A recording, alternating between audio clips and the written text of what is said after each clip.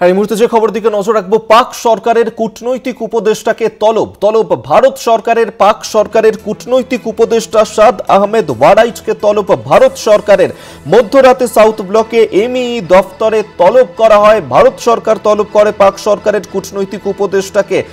আপনারা জানেন যে পহেলগাঁওয়ে সেখানে যে জঙ্গি হামলার ঘটনা ঘটেছে, যার কারণে 27 জন পর্যটক নিহত হয়েছেন, এবং সেই ঘটনার পরেই এবার পাক সরকারের কূটনৈতিক উপদেষ্টাকে তলব করে ভারত সরকার। মধ্যরাতে সাউথ ব্লকের এমই দফতরে তাকে ডেকে পাঠানো হয়। সাদ আহমেদ ওয়ারাইচ কূটনৈতিক উপদেষ্টা পাক সরকারের, তাকেই তলব করা হয় ভারত সরকারের তরফে। অরিত্র ঘোষ আমাদের সঙ্গে টেলিফোনে রয়েছেন প্রতিনিধি, এই নিয়ে আরো বিস্তারিত জানাবেন।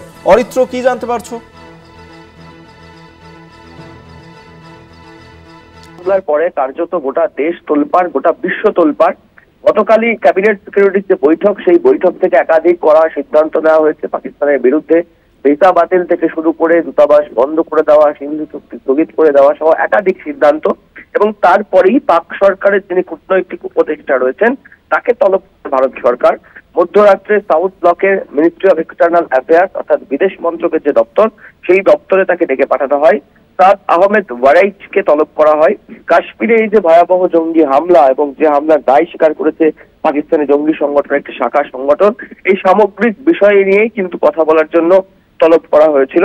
গতকাল মধ্যরাত্রে তাকে বেশ কিছুক্ষণ ডেকে কথা বলেন বিদেশ মন্ত্রকের যারা আধিকারিক রয়েছেন, এছাড়াও স্বরাষ্ট্র দপ্তরের যারা আধিকারিক রয়েছেন, এবং তারপরেই তাকে ছেড়ে দেওয়া হয়।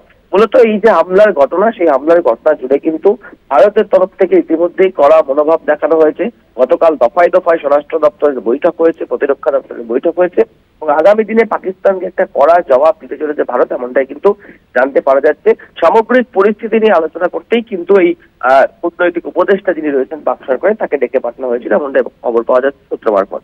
ধন্যবাদ অরিত্র তোমাকে। অরিত্র ঘোষ আমাদের সঙ্গে টেলিফোনে ছিলেন প্রতিনিধি। অর্থাৎ পাক সরকারের কূটনৈতিক উপদেষ্টা সাদ আহমেদ ওয়ারাইচকে মধ্যরাতে তলব করা হয়। ভারত সরকার তলব করে সাউথ ব্লকের এমই দফতর, এবং সেই মতোই তিনি সেখানে যান, এবং কাশ্মীর হামলার জেরেই তাকে তলব করা হয়। ইতিমধ্যেই পাক সরকারের সঙ্গে কূটনৈতিক সম্পর্ক কমিয়েছে ভারত সরকার।